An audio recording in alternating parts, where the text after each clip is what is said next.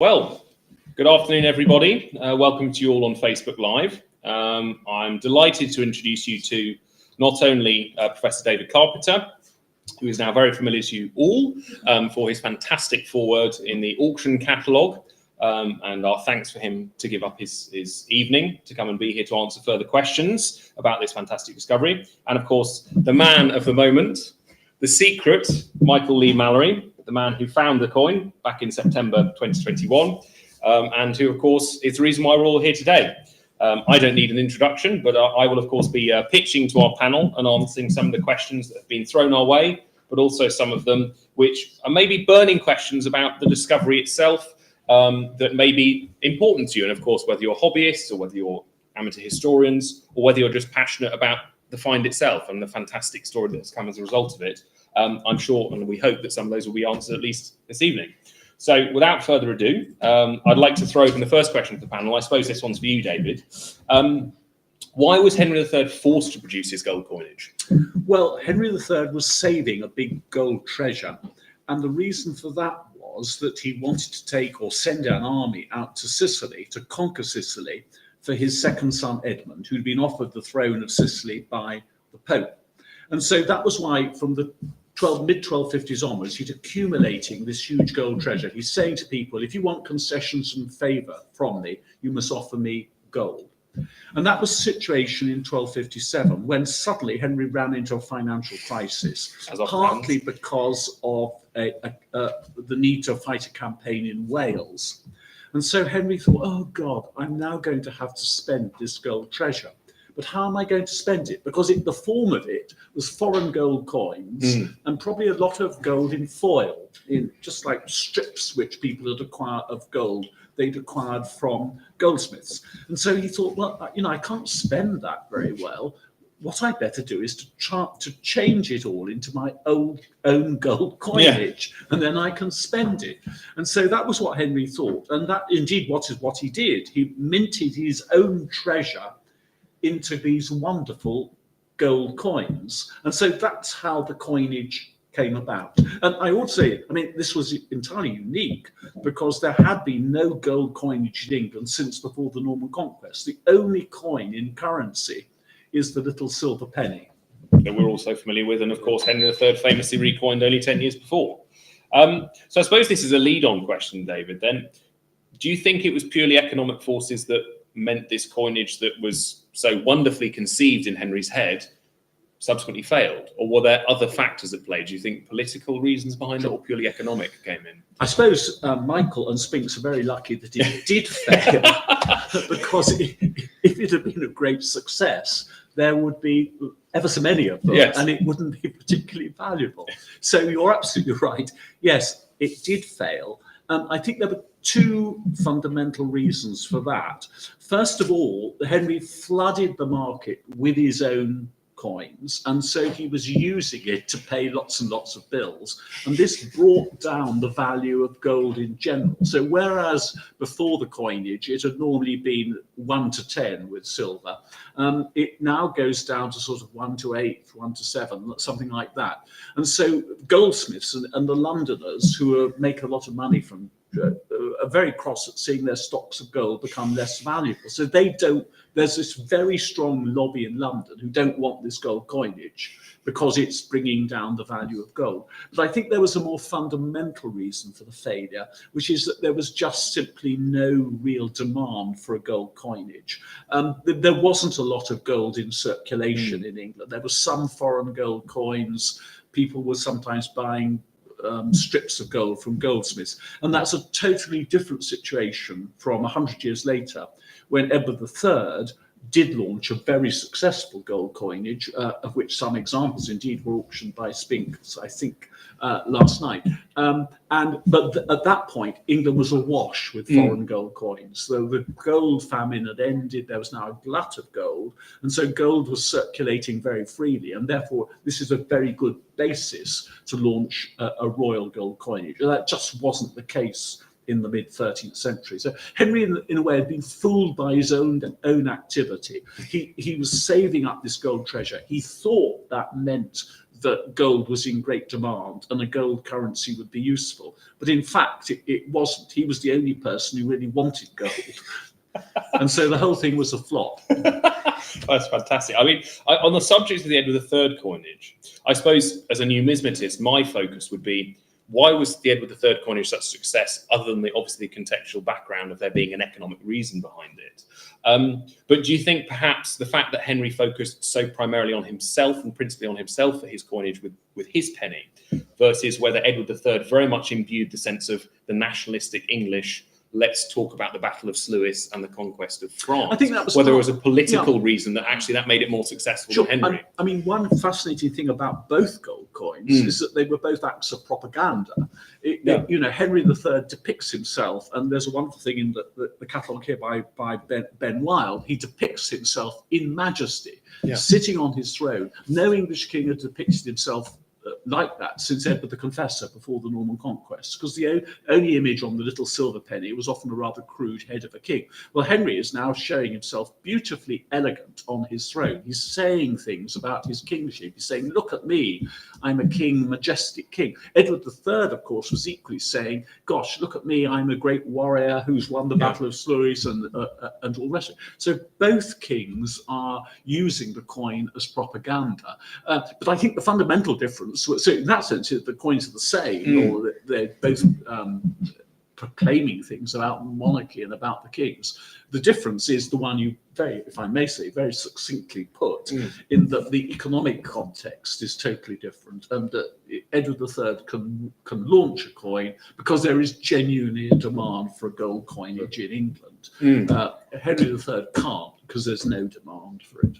That's fascinating. So I suppose that leads on to the next question, which is, other than the symbolic personal significance of designing this coin, do you think there was any other motivation behind Henry when he was designing this? Were there was any other points to prove or scores to settle, so to speak, because he had such a political difficulty in what he was... Sure. I mean, I think he's saying two things. The first is domestic, in that opposition to him is building up in England. It's very important for him to make that kind of statement. But I think he also did hope that this coin will in the end be taken out to Sicily. And so the Sicilians will be very impressed by this monarch. I mean, the other thing, of course, which was done from Henry's store of gold was to make an amazing gold seal for Edmund as King of Sicily, which is one of the most beautiful things in the British Museum. And I sometimes think if everything else burnt down in the British Museum, I would like to have rescue that, the gold buller of Edmund. So the only remains of Henry's gold treasure are this wonderful buller or Edmund seal and the few remaining gold coins. That's all that's left. But those are the two things stating. I suppose the only other thing Henry was hoping, of course, was that the coinage would be a rip-roaring success, and there would be lots and lots of people who would want to change their gold bullion into his gold coin. And of course, by charging for that, he might make money. So there was a financial hope there. The snowball would pick up, and the seigneurage program of him being able to earn a little bit every time a coinage is produced. Yeah. Well, I suppose he had to be bold as king, and it failed this time. And I suppose what surprises me is how successful a recoinage actually is, because the sheer lack of surviving examples is quite remarkable. You see it with Edward III, with his failed leopard coinage in 1344, and you see it here again. I mean, what is so remarkable is actually how few survive. This whole recoinage, it comes out, it disappears. So it actually says quite a lot about the medieval economy as a whole, just from this coin. I just don't know that about, I mean, because you can calculate how many, very roughly speaking, were minted. And certainly, I think 80,000 were minted. I've sometimes thought maybe it was more like 100,000. I mean, so eight have survived out of 100,000. I mean, of course, don't forget that one thing here is that because it's no longer in currency, anyone who's got it might just want to melt it down. Yeah, as we saw in London and Paris. Quite a lot of the Henry's coin. I mean, he actually sold a lot of them in Paris when he was in Paris in 1259, 1260, and presumably they just disappeared into the melting. Well, that must be pot. And one or two, aren't I right thinking a couple of been found in Italy. Correct, yeah. And so, that would fit in because some of what looks like the gold coinage went out to Italy to pay debts to the Pope. So that may be potentially through Beaulieu Abbey, I remember. Yeah, that's right, exactly. Right. And what's interesting about that is of the two with confirmed Italian provenances, they both come from the same pair of dies, which is really interesting. So it almost looks like parcels of coins are being sent in places, which gives us some sort of idea about how they're produced. And I suppose this one's more for Michael, and the reason why obviously so many of our questions are coming in, which of course we'll come to. For you, what is more important, having heard what David has given us, is the subtext to the coinage, the background to it, the raison d'etre for the coinage and its subsequent failure. What is more important for you now? Is it knowing that you found the coin, or the fact that the information that has subsequently come about it and what David is obviously contributing today? Have you been able to think about that, or has it all been such a whirlwind for the last 24 hours or 4 months? Certainly been a whirlwind, but it's, detecting for me is say about connecting with our ancestors. I've always wanted to know who I am. I want to know where I came from, and detecting gives us that ability to connect with history. So whilst it's fantastic that this coin has broken records on a financial basis, what's more important to myself and to many of my fellow detectorists is that connection with history. And I feel very proud and privileged that I was the lucky one that walked across the field that day to find it. And it's a real buzz for me that we've been able to work with David and be able to link up and actually come out with names of people which could seriously be contenders to have owned that coin or dropped it. Yeah, it's just absolutely unbelievable. And I think there's probably more that we can, just discussing with David slightly earlier, I think there's some more that we can learn as well. So I'm very privileged to have been lucky that day, but also I feel very honoured to have dug a rare coin of such magnitude and also be able to contribute to us learning, because that's what we're all here for, I suppose. In very different veins, we're all coming to the same goal. Yeah, absolutely. I mean, it's abundantly obvious the sincerity and humility that comes across when you talk about this find. And I think it would be very easy for people to get lost in, as you say, the headwind of the price that it realised. And I suppose from my point of view as an auctioneer, that's sort of thing that people expect me to do.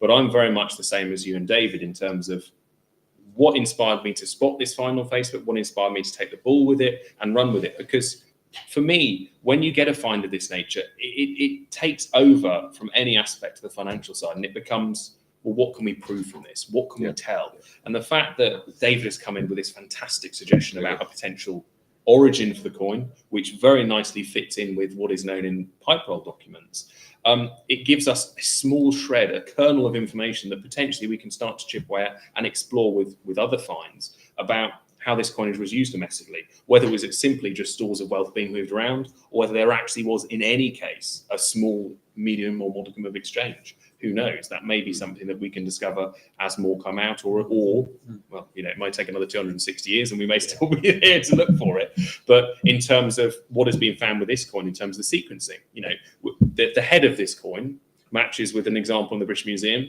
which came and was found in Lincoln in 1762, on the one hand, and at the other end of the spectrum, the tail of it matches a coin that was probably found in the 1980s or early 1990s, and now sits at the Fitzwilliam. But this coin, as it's paired, is completely unknown prior to this find. So in terms of the actual significance of the coin, it goes well beyond the actual object. It goes into, well, what does this mean in terms of how they were produced? And as David and I was mentioning about Beaulieu Abbey, the fact that we have this die sequence potentially marrying up with Italy, that gives us some sort of idea about how these were produced. And I suppose the great speculation is, how long were these produced? All we have is a few documentary sources, and maybe David wants to jump in on this one, about the conception behind it and how it came into be. Because I know obviously in the catalogue we've mentioned the 16th of August 1257, but potentially you could give us some background to how the goldsmith William of Gloucester, the single man that produced all of these coins, came with that. So I think William of Gloucester, we know, designed the coin because he's on the back of it, and equally when Henry III. It was a lot of them were sent to Henry III during his campaign in Wales, and that's how we know how much William of Gloucester is ordered to send all this money, my new money, send it to me quickly when the king is in in North Wales. You asked how long mintage went on for. I think it's very unlikely it went on beyond April, May 1258, because in April, May 1258, there was a very big political revolution which stripped Henry of power. And after that, he's no longer saving gold.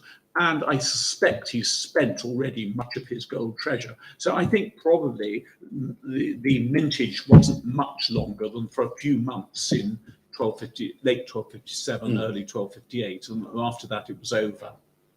All very disappointing for the king. And I suppose the one danger when it comes to an archaeological context is being able to specifically pinpoint a moment in time in history. That's always a dangerous thing, whether it comes to stratigraphy within a building or something. But what is so special about this coin is actually how finite and how limited the production time. And that's what makes, other than the fact this fantastic story has come out about John the Hidden, or Haydn, rather appropriate surname, I think. Actually, it's remarkable that you can pinpoint such a specific period in time. Well, it almost makes up from the context to which it was found in, because we're talking about pretty much an unassuming field, which is ploughed on a regular basis for farmers to make a living, and are not knocking farmers, they have to produce our food. But the coin was found around 4 inches deep in a ploughed field, which is regularly turned over for crops. So its archaeological context in a way had been destroyed. But what was lovely about it is that the coin was discovered because it may not have been discovered. There was no feeling from an archaeologist, we should excavate that field because there's this. But what is fantastic is to be able to take a coin out of a random field and be able to put this story together afterwards. And so for me, and still for it to keep going. So can I ask you, Michael? I mean, are most single find coins found just like that? You know, not very far beneath the surface, and that's quite typical, is it? They vary in depth depending on the strata. You can find coins that will sink down, but then you might have a largish rock, which will prevent it going deeper. It will depend on the soil itself. Is it fine loam? Is it sandy? Is it acidic and is that going to actually attack the coin itself? And luckily with our gold penny, gold and silver survives very, very well. There's no difference between gold and silver in terms of survivability in the soil. No, except silver. Silver may carbonize, it may patinate, it may get horn silver, and sometimes it can get encrusted. But gold, as we've seen here, it glints. You know, it's completely inert.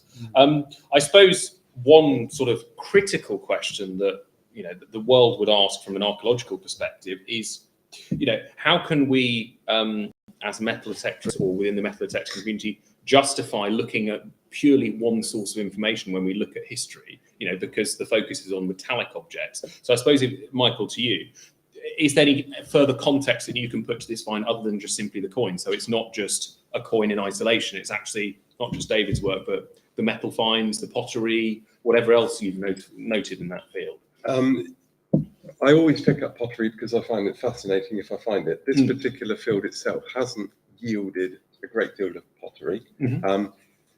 It goes further back. What's interesting about these fields is the time scale of finds are so wide apart. I walked this field after it was ploughed, literally a couple of days before I detected it, to find the Henry III coin. And I always find walking a field for pottery is very good after rain. Your eyes focus in, you tend to spot things. And I spotted a piece of flint, which caught my eye. And looking at that piece of flint, you could clearly see the percussion mark on that piece of flint. And it is a discard from probably a Neolithic. So we're going back from Neolithic through to the other coin that I found there, which was the 1603 Elizabeth I half wrote, going through and back to 1257 and a gold penny. So these fields are carrying just a whole geological timeline. And that's common for a lot of fields. So in a sense, what you're seeing, and I suppose picking up on David's point as well, we're seeing a background noise of antiquity. We're not seeing everyday commerce here. We're seeing occasional losses, possibly something that's been discarded with night soil, fertilizer potentially, or a casual loss while striding through a field or on horseback or something of that nature. So I suppose that's the one area where maybe as historians we might decry the fact that we don't have more, but the fact that we're able to produce such a window from, from the John de Haydn story and the context of the find actually is a surprising amount if we think about it in one sense. And going back on David's point, I suppose the one absence that we'll never know about is we only find the things we find. We don't know about the things we don't. We don't know what, and I'm sure you can vouch for this, and I'm sure a lot of the metal detectorists that are watching this at the moment can vouch for this, is they can go over the same piece of land year after year after year, and depending on how the plough soil turns, depending on the atmospheric conditions, depending on the time of day, all of these things can change potentially how you walk in a field or where you look for. But I suppose it ultimately comes down to the fundamental question. If we ourselves see a field and a landscape that is good for shade, it's good for water, it's good for transit, I suppose our ancestors would have thought exactly the same thing. So, why overcomplicate it? If it's a simple route map, why not do it? Yeah, exactly. I mean, somebody has to walk over a piece of ground to lose something. Yeah. They don't lose things where people aren't walking. So obviously, it tells us about the passage of people through fields by the finds. The finds. Can I ask you there, Mike? Because I think you said you'd worked on this field before, and you'd found the Elizabeth 1603 coin there, and that was some years before, wasn't it? That was 10 years before, and it was actually my first hammered silver coin that I've ever found. So do you think actually 10 years before or other times you'd actually come very close to the Henry III? Absolutely. And that maybe it was just too deep or you just missed it? Or I think, as times progress, our technology of detectors, detectors are getting better and better. But then you've got the variables, is it a pasture field? Is it stubble? Is it freshly ploughed? So those conditions are going to affect the depth achieved by those detectors. So there's a lot of variables, and also dry conditions, the conductivity of ground. If the ground is wet, you tend to get better signals. So what was the ground like on the day? What was the ground like on the day? It was dry on top, but quite moist underneath. So the conductivity, the depth was actually very, very good at the time. But another thing that metal detectors don't like is disturbed ground and aeration. So a lot of detectors, even with modern technology, struggle when you've got those little air gaps in soil. You get a better conductivity signal when we're talking about land that has remained dormant, compacted down, and also metals creating that sort of halo around themselves as they are broken down. And the soil around the UK varies dramatically, and some of the finest coins come out of the areas where you have alkaline soil, sort of Wiltshire and Hampshire, whereas us poor devils down in Devon, we tend to get a lot of copper coins and Roman coins, which are very eaten by the acidic pH of the ground. So we lose out to some of sorry for you. Yes, we all have sympathy at the moment. We'll go over some of the questions that are coming in on Facebook Live, and I suppose the one from Allotment Diggers follows very nicely onto the one from Prestige Coins. David, to you, how many of these coins did Henry III make? And Prestige Coins has added, hard to say, but do you think there are more out there waiting to be found? Well, we can, I think, be pretty clear about a minimum, which was about 80,000. And there's documentary evidence for that. It may well have been more. I don't think it would be much more than 100,000, 80 to 100,000. Yeah, I mean, I hate to think that the value of your coin might be diminished. Well, no, it doesn't matter. It doesn't matter. But I suppose that would always be a consideration, wouldn't it, for a buyer? That for all we know, a horde of 20, 100 of them might come from Deganwy or something like that in Wales. Maybe then I could afford. Well, it's fantastic. So actually, from a probable mintage of between 80 and 100,000, we have 8 unknown, which is remarkable in itself, and obviously contributes to the prize.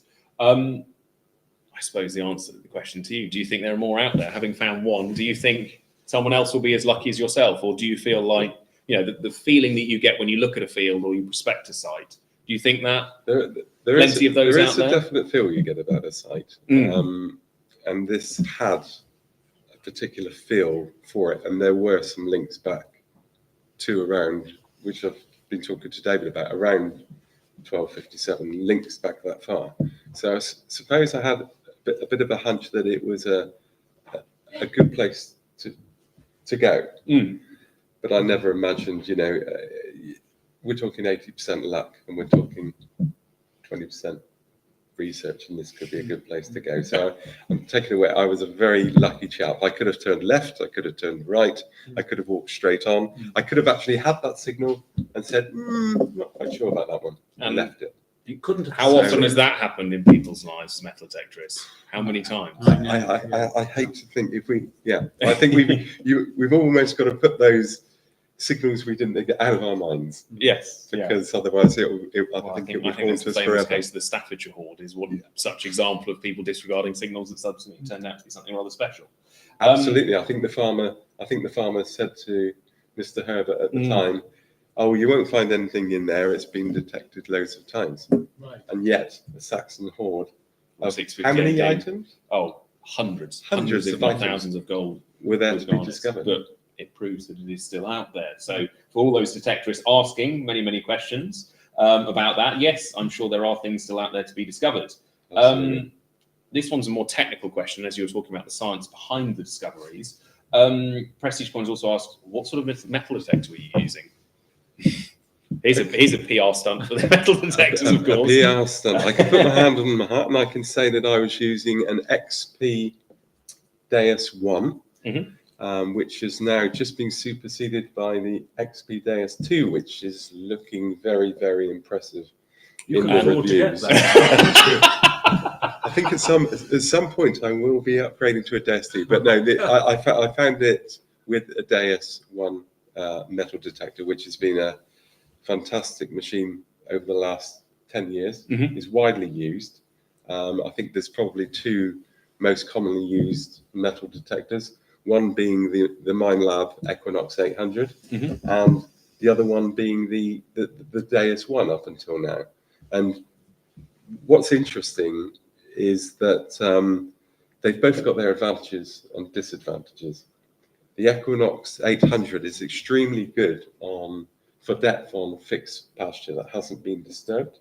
Okay. Whereas the Deus really comes into its own because it's very good at handling those aerated, disturbed conditions. So it was a perfect tool to take into that field because it had been ploughed 3 or 4 days before. So I can't say for sure, but there could have been a chance that we might have missed it with the Equinox, but we picked it up with the Deus. Also, maybe it would have been. I mean, that may have helped bring it to the surface, possibly. Yeah. And what I find amazing is how far has that coin actually travelled? I mean, the plough has been regularly going up and down there. The coin itself on the day it was discovered could be 200 yards away from where it was originally dropped. And it's just miraculous that over 700 that it has survived. It's also miraculous that it's not worth a gigantic amount, but it's worth, say, 20 days food and drink. So I bet whoever dropped it went looking for it. I mean, I can't imagine what colour the air was when it was lost. How blue that turned with I have sort of profanity. thought about that. But, if you're talking about losses, you're saying one man's lost, another man's gain. Yeah. By finding these things, but I did spare a thought to think. You go home and that coin could buy you a month's worth of food. That is a big loss. So you go home to the wife and say, sorry, we've not got much money left. Especially the case if we assume that I think the coin did come from the Lord of the Manor, John of Haydn. Whether he dropped it himself, he could afford that. But supposing he'd used it to pay the wages of a labourer or a reeve or a steward, for them, it really would be a very major loss, wouldn't it? So you can imagine when you get back to your peasant's cottage, and you just go, oh God, where is it? I bet they went back and trawled it, but of course it's presumably quite a big field, isn't it? Yeah, reasonably sized. You wouldn't know. Sized field, and at the end of the day, we talk about everyone sees the pictures on screens of this coin, but when we actually look at this coin, it is very small. Very small. It's not this huge. The image on the screens just doesn't show how small this coin is. I mean, if we were describing it in terms of size, what would we say? We're talking I think slightly the thing bigger than everyone one says CP. yeah, less than an inch is the big quote that's being said in all the papers. Yeah. And one question leads on to another, and I'm sure every detectorist out there is thinking this at the moment. What were the numbers on the detector? The numbers on the detector on the day, I think I had a 72. A Solid 72. two-way 72. So I'm amazed that's not burned into your consciousness. It was definitely a signal that I was going to dig. I must admit, it was no iffy signal. So it was a digger. The classic belting signal. Absolutely. Fantastic. This question comes in from Norway. So thank you for joining us. In Norway, such an old coin would automatically belong to the state. How are the rules in England? I suppose this is a question for me to answer as the person that brought us all here. Fundamentally speaking, as Michael's find was a single isolated discovery, it is his property and his alone. Now, it is up to him as the finder to have a gentleman's agreement or such they're like with the landowner. Some of them vary. Usually it's 50-50. But within England, we have this wonderful scheme within the treasure system with single site finds, even if they're gold or silver coins. If it's a single isolated find, it is the property of the person that has found it. The finders keepers law that has actually kept us going before the Treasure Act with treasure trove back to the 15th century. I've seen accounts of different. When does it become treasure trove? I mean, is it 2, 3, 4? Well, there's treasure trove and there's the Treasure Act of 1996. Right. So if Michael had been fortunate, or rather unfortunate enough to find a second, it would go into the treasure system. So it's as simple as that. Literally two. So the statement within the Treasure Act as it currently stands is 2 coins 300 years or older with at least 10% precious metal, so gold or silver. Right. So if he'd have found 2 short cross pennies or long cross pennies or 2 gold coins, obviously that would be an even more significant discovery. But actually, as a single find, is his property. So I hope that answers your question. I mean, it's fantastic. Obviously, the private UK buyers subsequently decided to loan it to a museum, or that is their intention. And obviously that's another question that we've come in from. I think just saying about the Treasure Act, there was a lot of people that were extremely worried back in 96 when the rules changed. But I think it's been a massive success. And okay, there might have been a few fines where action has been taken against people finding things that haven't reported them, but they are a tiny minority. Majority, high percentage, high 90%, will be discovered, identified and reported through the FLO system to the local fines liaison officers. And I think it's a massive success story. And I say, when it actually happened at the time, there was a lot of worry, but I think it's borne out to be very unfounded, and it's been a great success. And obviously, they're talking about changing the laws maybe in future, or adding or changing them to some extent. We don't know what that will be, but I sincerely hope that they allow the basis of what we've got to continue, because it's been such a successful set of legislation aspect.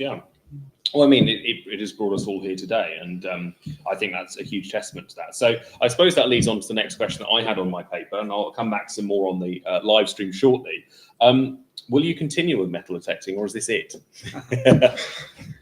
Absolutely. And why is that? There's one thing that it doesn't bug me, but people will often refer to metal detectorists as treasure hunters.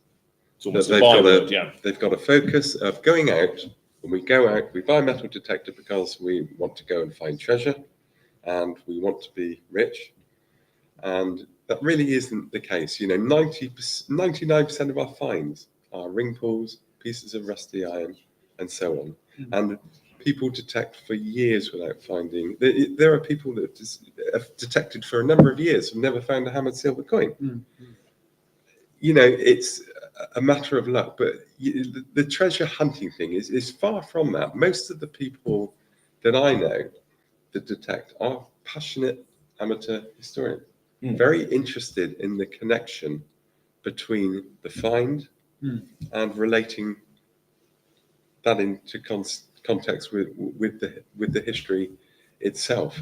And the knowledge out there of detectorists is immense. In terms, I know that I could go onto a Facebook group and ask a question about any coinage in this country, and there will be answers pinging back within seconds. This is a such and such coin. It was minted in Calais.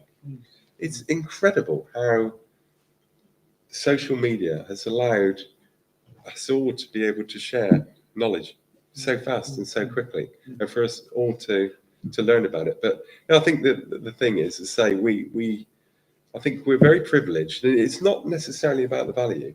There is that definite connection. You can find a Roman coin which might be worth £10, but we still get that buzz of that connection. For a 1600-year-old coin to emerge from the soil and hold it in our hands, and it's almost an addiction in a sense, because you made that connection. The last person to hold that coin was 1600 years ago. Was he a boy? Was he a girl? Was he an adult? I just find it incredible. So I think, no, I'll never give up. Do I want to find more treasure? Not really. What I want to do is go out, enjoy the hobby, it gets you outdoors, and make that connection. It's so important to make that connection with our past, and we're so lucky in this country to have such a past, whereas our American friends haven't the history that we've got. So we're very lucky in this country to have that past that goes back, spans over such a long period of time. Well, Kim, Ricardo, and Jason are all approving of your comments there. So you've got a good groundswell of support in it, which is fantastic to see. I suppose it's best, before we move on to some of the other questions, is, Michael, I suppose why the reason we're all here is probably to hear the discovery itself. Talk us through the discovery. Talk us how you discovered that the coin was of such rarity and such significance. And I suppose also explain to us how you've managed to keep the excitement about the discovery secret for 4 months. I mean, that in itself is an achievement, I'm sure. Do you want me to outlay the whole thing from the very beginning of how this happened? Okay. Why not? This is the reason we're here. Why not? Go for it. Okay. It all started, I was a very keen metal detectorist from about 8 years old. And that stemmed from a trip to the beach with my mother and father. And I can remember it vividly. We went to the beach, and my father wasn't one for sitting around beaches. And so after an hour or so, Dad decided, I'm going to wander off and disappear into town for a bit. You guys carry on. So I can remember Dad coming back and had this large brown box underneath his arm. And I saw Mother's face looking on, thinking, oh no, what's he bought today?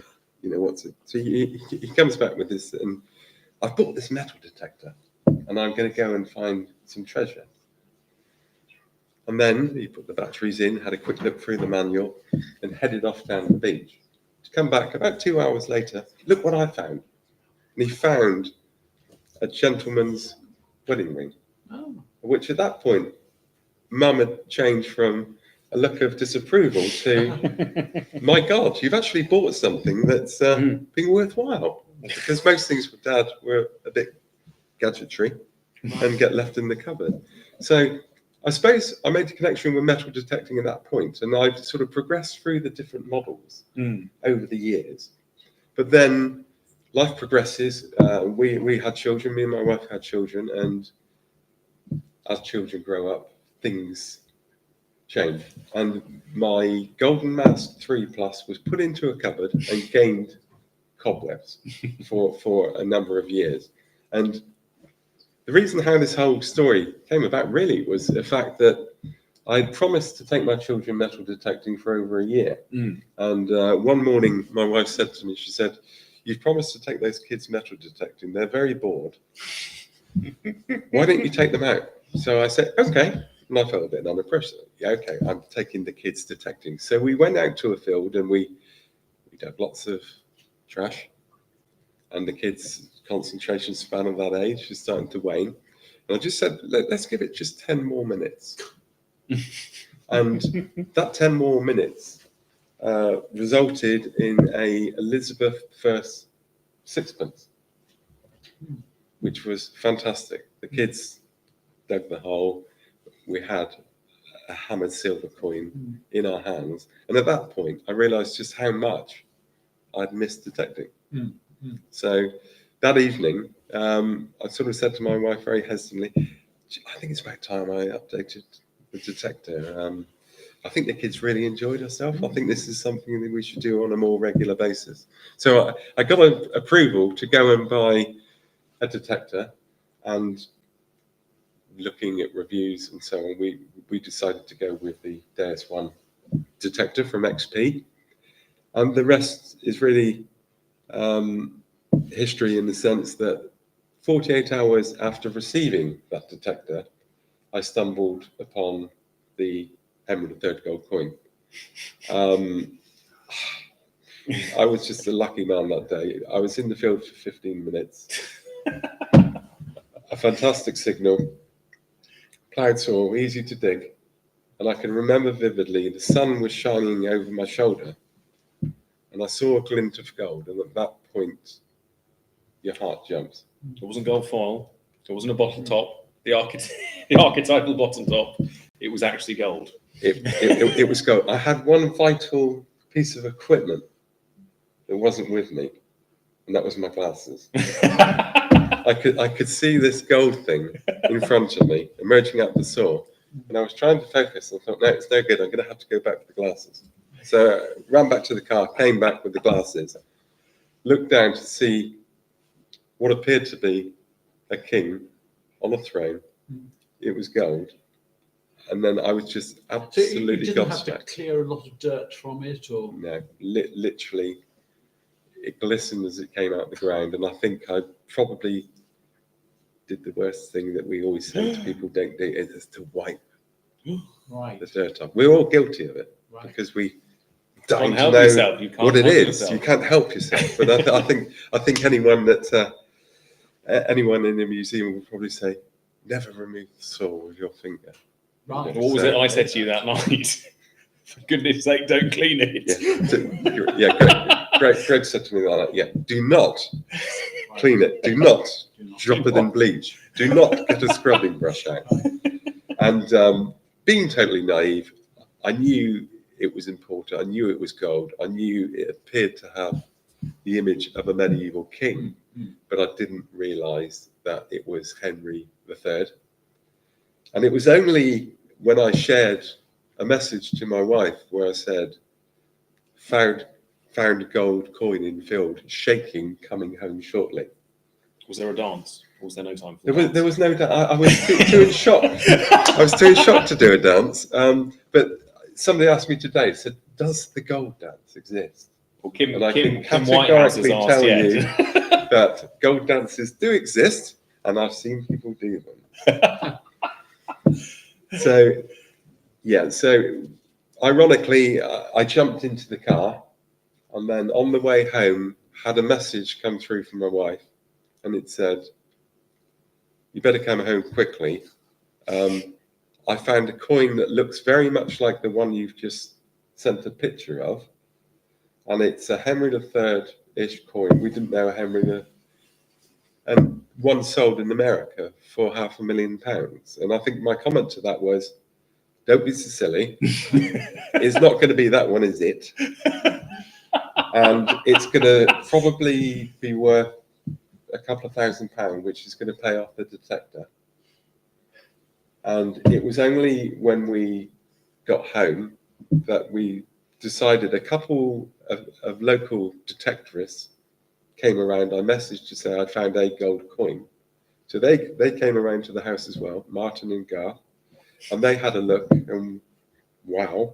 And then we decided at that moment that we needed to know more. So I decided to put it on Facebook. The Facebook, the famous Facebook post. The famous book post went out, and I think it was 17 minutes. Found this in Field. What is it? And is it valuable or something like that? It said, and then Greg picked up on it and said, "Oh my God! Yeah, do you realise with other profanities?" So yeah. How do you monitor that then, Greg? I mean, Pure serendipity, in the same way as the discovery was. I'm a member of many metal detecting groups, right. And I happened to notice this particular group. There was a lot of comments being made on this particular item. So this was a Facebook metal detecting group. Exactly, exactly. So like-minded people on social media, and yeah, I remember the first comment was slightly more profane than just "oh my God." The second comment was the most important single coin find in British history for 15 years. And I think that was at that point that you decided maybe we need to have a chat. But staggering. So I love the innocence of it and the way that you tell that story, because some people may get the impression that they're never going to find a gold coin. They always dream about finding a gold coin and that somehow they'll be prepared for it. But actually that moment is just like finding any other signal. It's just you don't know how to react to it, and the sheer shock and elation all comes together at once. I mean, I was just extremely lucky. You know, we often say amongst ourselves as detectorists, you have to walk over it. You've got to walk over it to find it. And I was lucky. I could have turned left, turned right, headed straight on, spent 5 minutes in there, or spent 5 hours in there.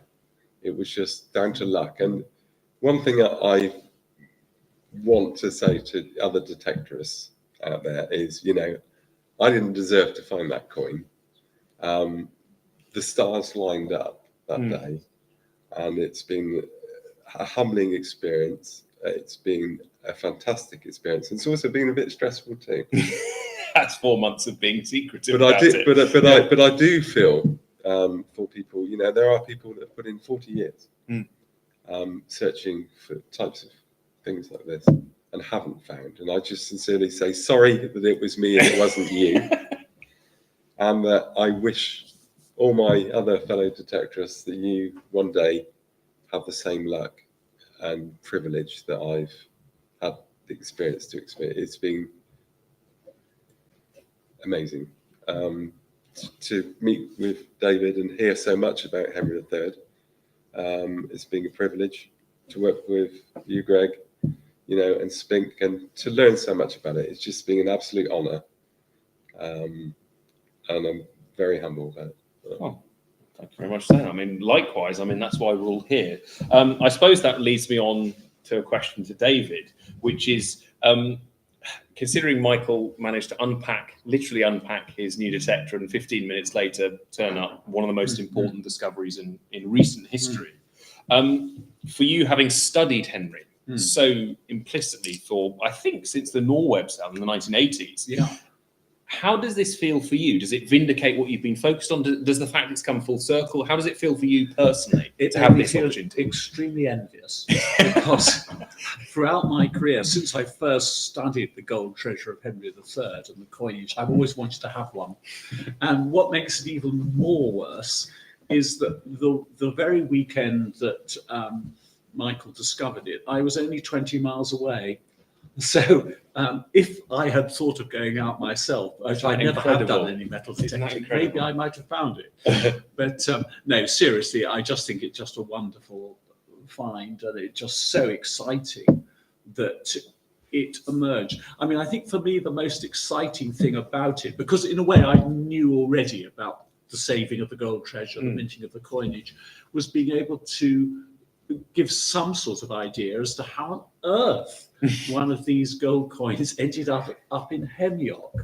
And I mean, the key there was the discovery that the lord of the manor of Hemyock was a man called John of Haydon, which is obviously Clare Haydon, bang next door.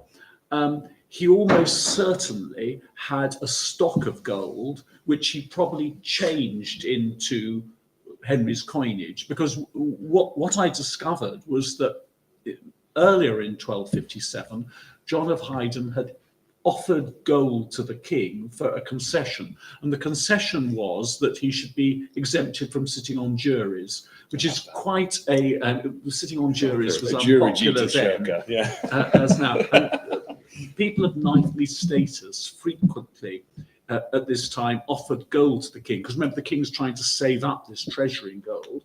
So if you want that kind of concession, you offer the king an amount of gold. And then John of Haydn did do that in the early part of 1257. And now, of course, at that point, there is no gold coinage of Henry III. So what John of Haydn must have done was to offer this amount of gold, both either in foreign gold coins, or it was quite common to offer it in foil, in gold foil, which you acquired from a goldsmith. And so I think what happened was that later in 1257, when Henry now produces his gold coinage, one possibility is that what John of Haydn thought is, oh, right, okay, I've still got some gold left over. Why don't I change it into Henry's gold coin, so that next time when the old king wants a sort of concession favour, I've got his money ready. That's one possibility. And the other possibility is that there's some reason to think that John of Haydn might have served in Wales in the Welsh campaign. And of course, that's where Henry spent an awful lot of his gold coins. And maybe John of Haydn acquired some gold coins then. So I think we can be fairly confident that the Lord of the Manor at Hemyock in 1257 has some of Henry III's gold coins. He may well have dropped one walking his own fields, or maybe he used it to pay his reeve or his steward or a labourer. Because if someone's going to work for you for 20 days, that's about the sort of, one gold coin would about cover that. And so I think that's how it got to Hemyock. And I think for me, that was the most exciting. I can't compare it to actually finding one of the coins, but actually discovering that John of Haydn actually offered gold to the king earlier in that year for a concession for being exempted from jury service was a very exciting moment to have found that, because then you thought, my God, there's the link. That's how that gold. How highly likely, it's not absolute proof, but it looks like it's through the Lord of the Manor that the gold pennies arrived in Hemyock. Because when I started out, I thought, oh my God, how on earth is one of these what does Gregory set me with? Ended up in Devon. But I think that's the answer to it.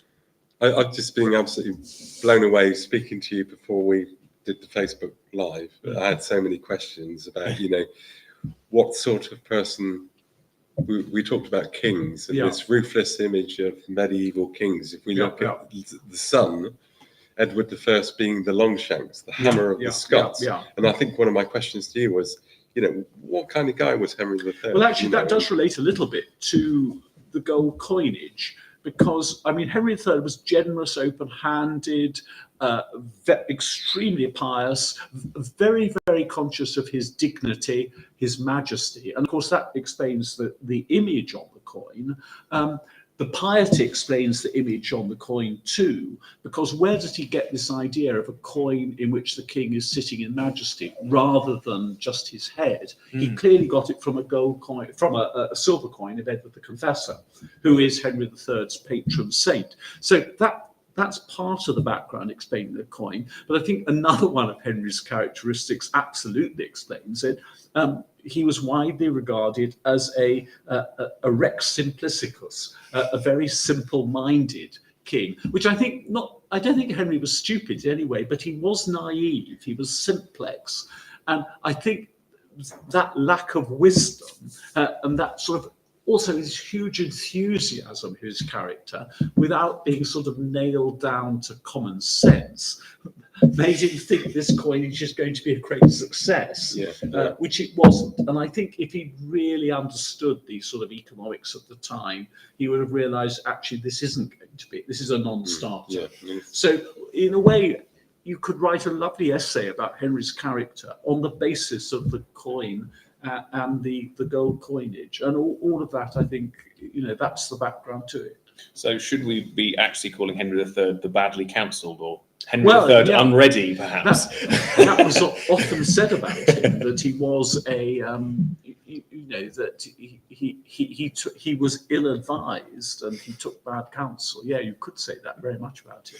I mean, the only numismatic thing that's buzzing in my mind, other than from this discovery, is what happens if we find a cut one, or a cut one turns up, based on the fact that we have the long cross on the back. I mean, do you think there's an outside possibility of that, considering the way that scrap gold was recycled, certainly when these were literally put into furnaces in Paris? Of course, you were actually allowed to cut the silver pennies, weren't you, into halves and indeed into quarters. Indeed.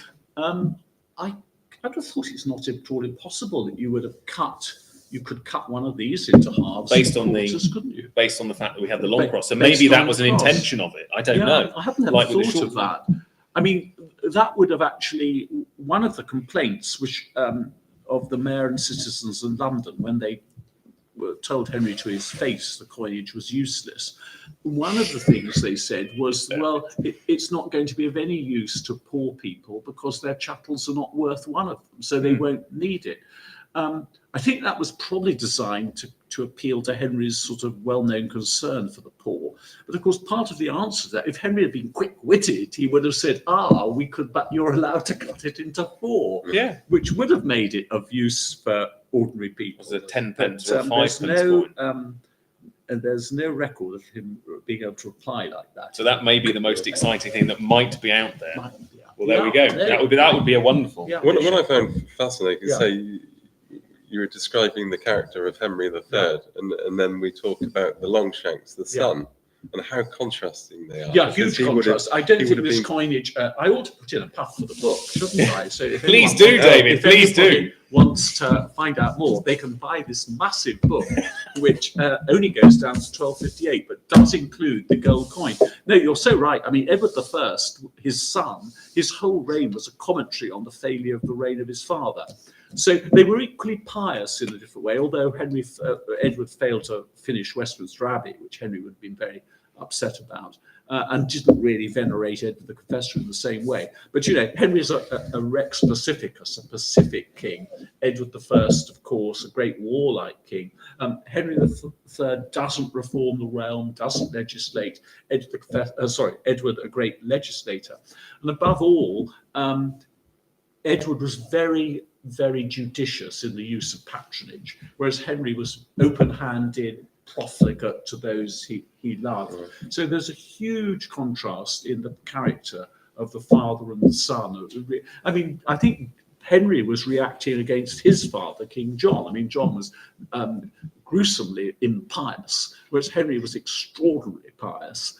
And I think partly, worrying about where his father was, obviously in sort of being tortured in purgatory at the very best. So that Henry's piety is a reaction to his father's impiety. Edward I's sense is a reaction to Henry's lack of sense. So I don't think we would have had a gold coinage. Well, we didn't have a gold coinage under Edward. He didn't try and imitate his father in any way. He did have a failed groat, so Edward I didn't learn every lesson. In 1279, he had a failed 4-penny coin, which bizarrely, actually, which is interesting with this is, you look at the Edward I coinage of 1279, fantastic recoinage of the long cross penny that is successful for the subsequent 200 years, but he tries with the groat coinage. And that is a abhorrent failure for all of a year. But what happens with those coins is the large number of them become jewellery. So you see them gilded and worn as brooches, which is really interesting, which almost symbolises them as being almost patriotic emulation, whereas as far as we know yet, none of these have turned up as jewellery, which may be another potential angle. So how much was the groat? 4 pence. It was 4-penny coin. So again, Edward III seized upon his forebears' designs by introducing the groat in 1351.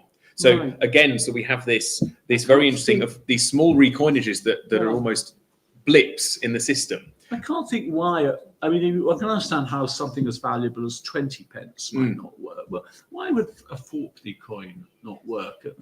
That's one of the maybe that will be answered the next time we have a panel like this. I don't know, but it's interesting. So I mean, in terms of how getting to the perception of these coins, obviously you've given us some fantastic context on how the citizens of London, and particularly the people who are financing the king, very much were against these. But I find it interesting that none of the examples that we have, however few they are, we don't see any evidence of jewellery use, although I think one coin was pierced.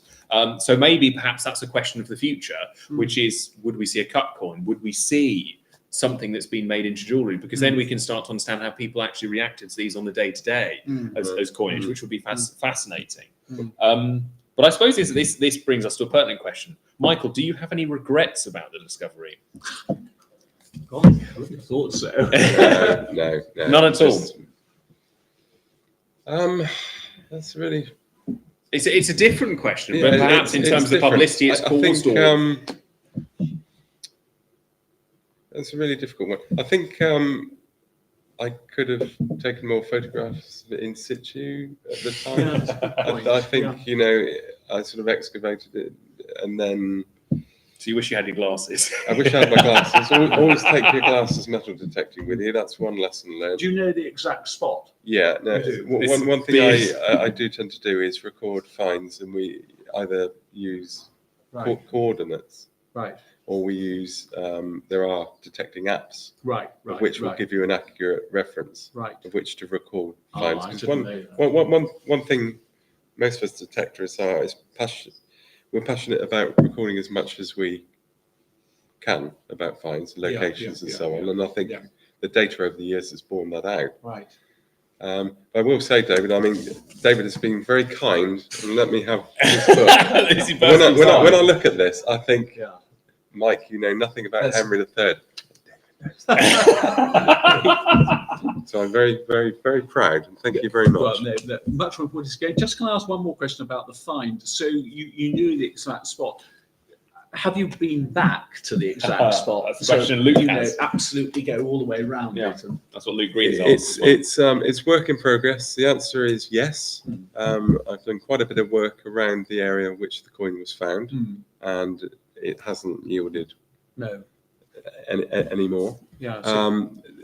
There's a crop in there at the moment. It will be ploughed again, and I will go back. So it looks as though it really was a single find. Yeah, I think so. Of a hoard or anything. But I suppose we just don't know. You know, it's been ploughed. How many times has it been ploughed over the last 50 years? Yeah. And if there were two coins dropped, one could be 200 yards away from the other. Yeah, of course. So it needs more. It needs more investigation, certainly.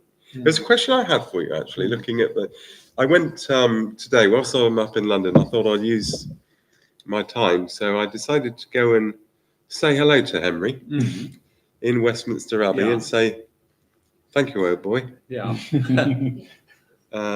You're a good chap. And I thought I'd pop in and say hello. No, I've always been I find Westminster Abbey a powerful place with the confessor being there and walking along the various and looking at the effigies and so on. And one of the questions I've got for you, David, is if we look at the actual throne on the coin here, and then as I was leaving the Abbey, you've got the coronation chair as it is today.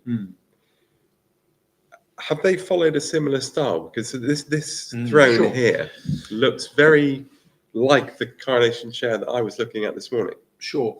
The answer to that is yes, in a way, in that when Henry III's first seal was made, it showed him just on a sort of ordinary bench. In fact, it's beautifully illustrated in these catalogues, particularly in Ben Wilde's lovely thing about it.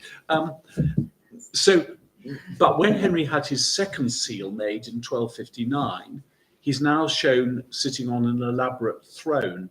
And you can see that here, that it's becoming much more elaborate with crockets and things. And that's also seen on, as Ben Wilde points out, on the seal of Richard of Cornwall, when Henry's brother becomes King of Germany. So I think there's a general trend to a much more elaborate throne. And there's a lot of documentary evidence of Henry having a very, very elaborate throne set up in Westminster Hall for himself in the 1260s. So this is a sort of trend again towards magnificence and regal majesty in the throne, which is very much, I think, reflected in the coin. Do you think it would be? What strikes me is the contrast between what I would term the modern coronation chair, which I understand is very old. I'm not sure of the date. It goes to the 1290s. It's 1290s. Yeah. It's a very, very powerful piece because it is used as the coronation chair. But when you actually look at it, it's very simple.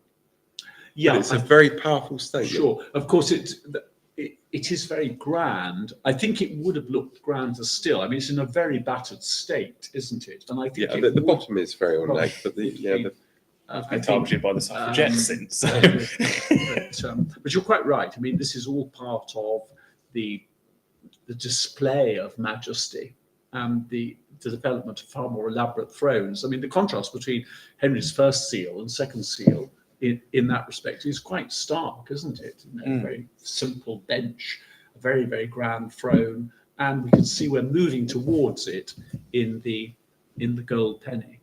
And I think on a numismatic level, on that point, I think it's very interesting touching upon Ben's comment about it being a transition you see between the first seal and the second seal of 1259.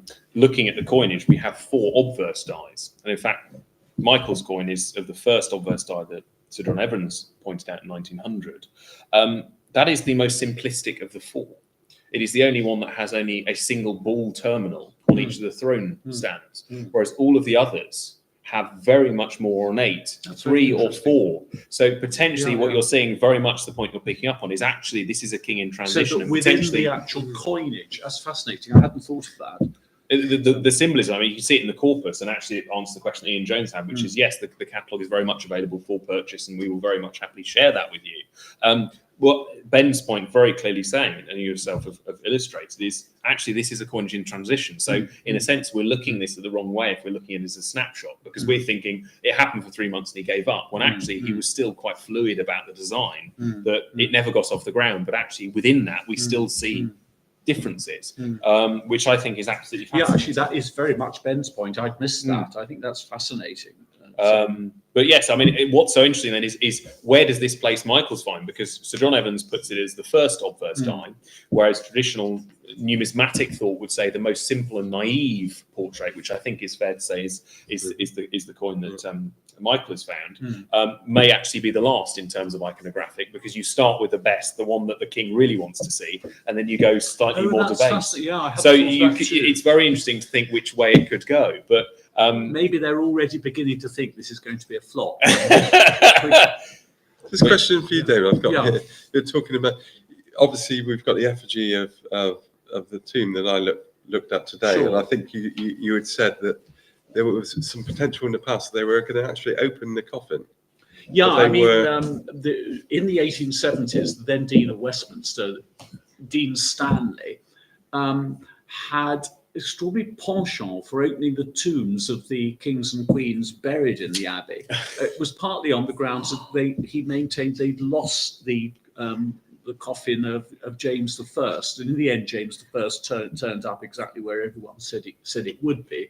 So this was a bit of a fraudulent excuse, and there would have been no excuse on those grounds for actually having a look at the tomb of Henry III, because no one thought James was buried there.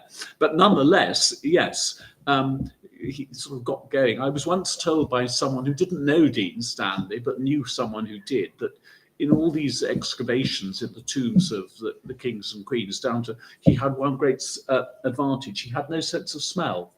And so this was why he didn't mind going down into these vaults. But anyway, the Henry III thing was a bit different. And he did have this plan to open the coffin, because Henry's body, I think, must be perfectly preserved in the coffin. It's never been opened since probably 1290. And so Stanley took off the wonderful effigy and got down to the coffin, and was going to come back in the evening to open the coffin.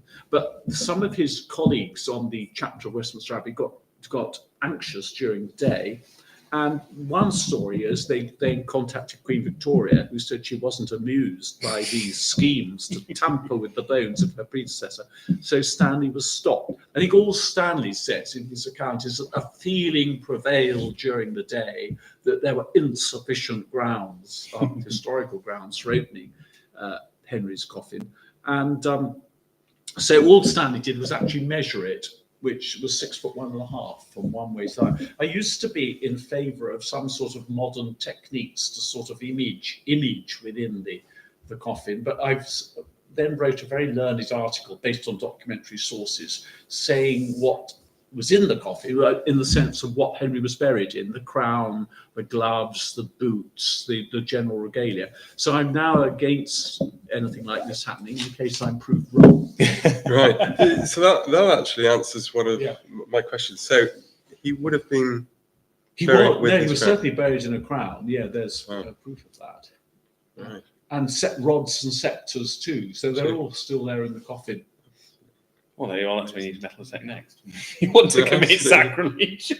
Excellent. A question's coming from Allotment Diggers again, and it's talking about the composition of the coinage. And I think that's something we haven't touched upon, so we can do briefly before we bring this discussion to a close. I think, David, in your foreword, you touched upon it, and you speculated as how could he produce an effectively pure gold coinage when gold is effectively so easy to be malleable, and from that point of view, it's not an effective coinage. So potentially you could talk about your thoughts on that, and actually the subsequent XRF analysis, which is showing that very much on the surface level, we're almost pure gold. Which is fascinating. I think that there was some evidence looking at them that they weighed a bit more. I mean, Henry says these are going to weigh 20 silver pennies. I think in actual fact, they weigh a bit more than that, and that's because there must be some alloy in there. And I think if there wasn't alloy, sorry, I'm not a numismatist, you know far more about this than me, but it would have been too soft. Yeah. And so there's just that little bit of alloy to give them a bit more strength. But I think could you tell us about, you had it tested? Yeah, so we did non-invasive X-ray fluorescence on it, and the surface up to 3 millimeters deep, I think it was 3 millimeters, it might be 300ths of a millimeter, came back as 99.5% gold with a very fractional amount of silver, trace silver. And I, in my mind, I was thinking, well, that suggests that he's basically taking the coinage from pure gold foil, and he's just coining it. There is no in between, which may be the Rex Simplex that we're talking about here. But it's very interesting. You look at the coinage, and the vast majority of them seem to be above flan size. You look at the size of the dies, and there is spare around them. So although the weight is between 2.93, 2.95 grams, there actually seems to be dies that are too small for the flans that are being produced. Interesting. I didn't know that. So there's clearly elements to that. The only exception is, of course, the coin that SPINK handled in 1996 and was sold in 2021, which seems to be more clipped down, but it's still of the full weight. So there are clearly elements to this that could keep being discussed on a much, much longer basis. But I think the fact that this was potentially an almost pure gold coinage, and obviously the fact that it's subsequently slightly malleable, answers another question that came in, which was, is the coin going to be straightened now that it's subsequently been sold? And I mean, that's a discussion ultimately for the eventual buyer. It is something that easily could happen, but we made an executive decision with an agreement with Michael, which was we wanted this find to be presented as honestly and as aesthetically as it was when discovered, because that is the whole part of the story. This was not the coin sold in America last year. This was a very new discovery, and as we've obviously gone with David's research, we wanted this to be a reassessment, not just a coin assessment of it, not just a heritage assessment of it, but a pure academic assessment. And I think as we've done that, we've turned on its head some of the misconceptions that we had about this coinage, and the most predominant one that was prevailing within the coin community was the isolated account of one being sold in around 1270 for 24 pence, and everyone assuming that Henry had stupidly made a coinage that was far too undervalued for its actual bullion content. Whereas, as you have clearly shown, within the markets and within Paris in 1259, actually it decimated the one group of people he needed to finance his rule. So I think it was certainly fantastic. I mean, the evidence that it was 10 to 1 before 1257 is very, very strong indeed. So it was correctly valued at the time, and what happened afterwards is a different matter. So, so would the owner have the complete right straighten it, or? Well, as the purchaser, yes. I mean, that would be their decision. I mean, that would be purely on aesthetic grounds. I mean, I look at that and I see it as an object of beauty. Yeah, I certainly wouldn't. You know, I mean, it is the case. And you look at the other surviving examples. One example that was in the British Museum was pierced and subsequently plugged. So it's actually not a complete coin; it's been filled in. I believe the Schneider specimen that we handle and curate has also been straightened. So clearly there is a malleability to this coinage that meant that it was not particularly durable in circulation. If it ever got to that, stiff. I mean, well, exactly. It's well, completely safe, is it? Do it straightening. There's no. Well, risk. I mean, from that point of view, there are various ways of doing it. Whether you use heat treatment or whatever. Annealing, yeah, the annealing process. Heat up, cool, move slightly, and repeat. The question is, it's not unsightly as it is. I mean, the only benefit you'd be doing it would be to be more visual. I think It's fantastic. It gives it, to me, it gives it that. But that is, of course, it gives it that character. You know, having I think those. also it's part of its history. The fact that it's slightly bent, it testifies to the fact it's been lying in a field. Well, there you go. For 765 years or whatever. Yes. I'll give David another mention. What an interesting discussion next, and that is, what is the name of the book that you produced us? I'll give you another mention. Well, why not? It's just called Henry III, 1207, 1258, published by Yale University Press in the English Monarchs series. Fantastic, and you can search up. And I would get the paperback version because it's a lot cheaper. It is amazingly cheap, the paperback version for such a big. Well, considering the 40 years of research that's gone into it, absolutely fantastic. I suppose that brings us to one of the final questions. I mean, I see a question that's come up on the screen, which is whose idea was the idea to issue an NFT in the auction. I suppose it's not really a question for either Michael or David, but myself.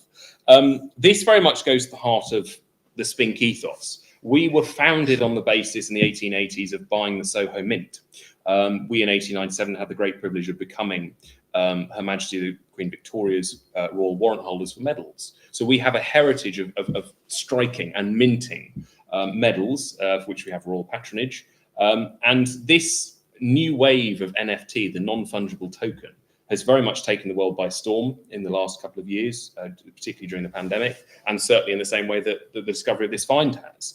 And we thought, in the same vein and novelty of which William of Gloucester coined this novelty gold coinage in 1257, what a fantastic idea it would be to use the very recent technology of non-fungible tokens to celebrate the rediscovery of this coin.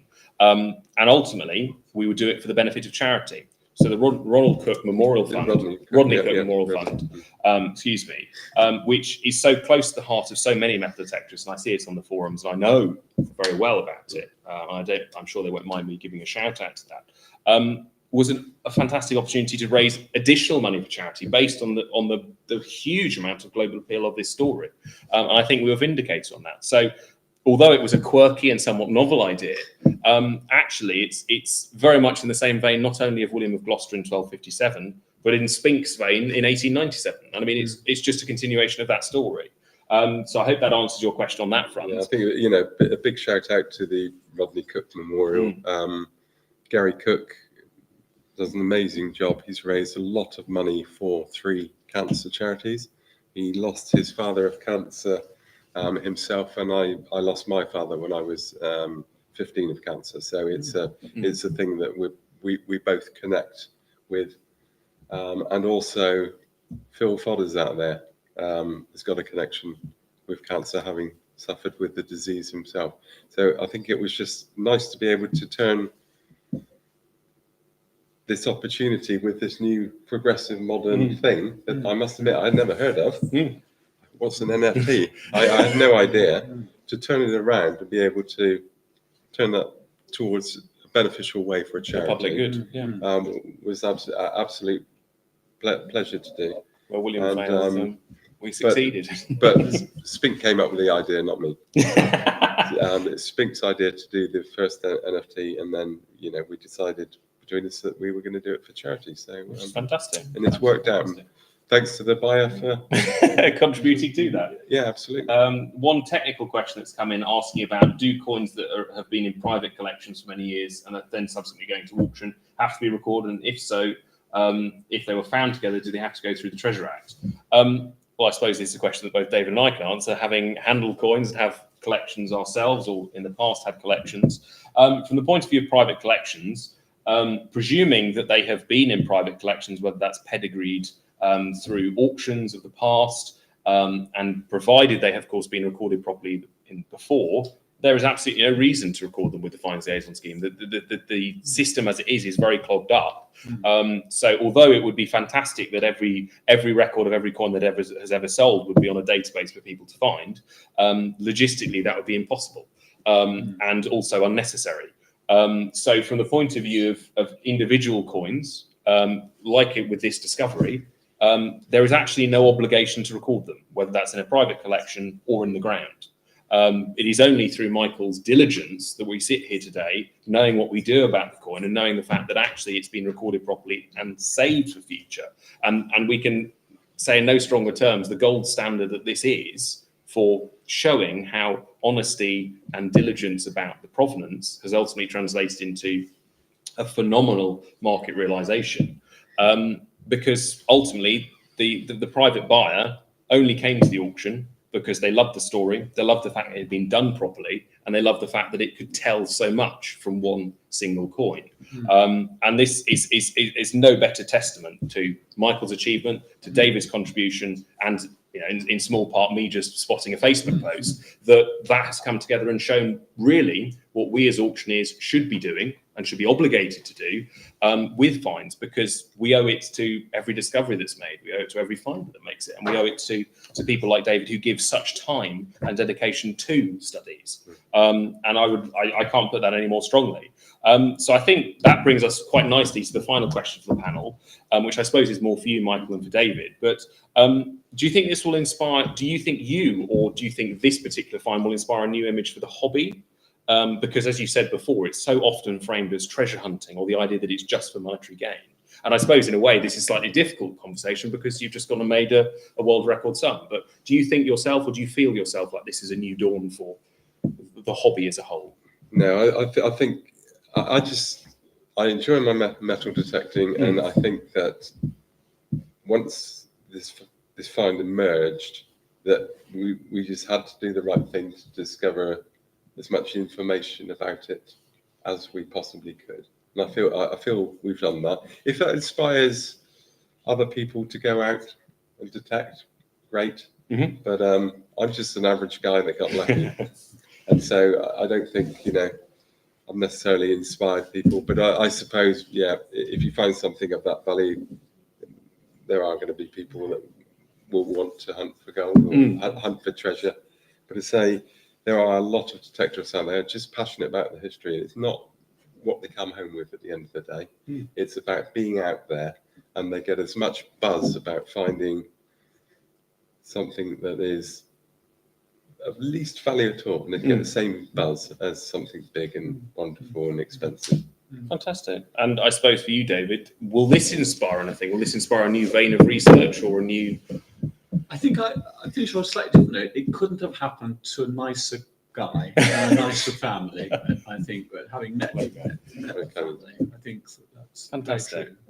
Well, I thank our panelists for giving up their evening. I hope you enjoyed that at home. I think it has answered quite a lot of the questions about this discovery, about the finder, and of course about David's fantastic insight. It's just a shame that Ben Wild, who contributed to our fantastic post-sale catalogue, couldn't be here today. But I hope that we've touched and honoured his particular contribution as well.